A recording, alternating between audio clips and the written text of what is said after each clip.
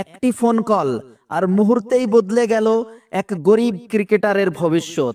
কে এই বিদেশি পেসার যাকে দলে নিতে মরিয়া হয়ে উঠল কেকেআর?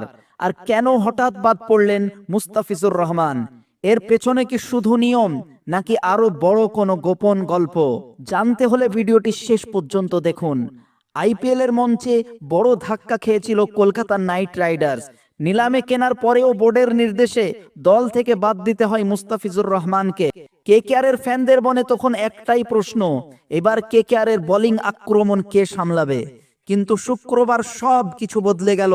হঠাৎ ঘোষণা, জিম্বাবুয়ের লম্বা এবং বিশ্বের সবচেয়ে ভয়ঙ্কর পেসার ব্লেজিং মুসারবানি এখন কেকেআরের নতুন অস্ত্র।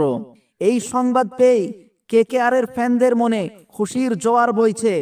আর এই ডাক পেয়েই ব্লেজিং মুসারবানি তিনি সরে দাঁড়ালেন পাকিস্তান সুপার লিগ থেকে। অবাক করার মতো সিদ্ধান্ত, যেখানে কিছুদিন আগেই তিনি সই করেছিলেন ইসলামাবাদ ইউনাইটেডের হয়ে খেলতে, সেখান থেকে হঠাৎ নাম তুলে নেওয়া। মানে কি শুধু আইপিএল এর আকর্ষণ? এটা কি ক্যারিয়ারের সবচেয়ে বড় টার্নিং পয়েন্ট হতে চলেছে?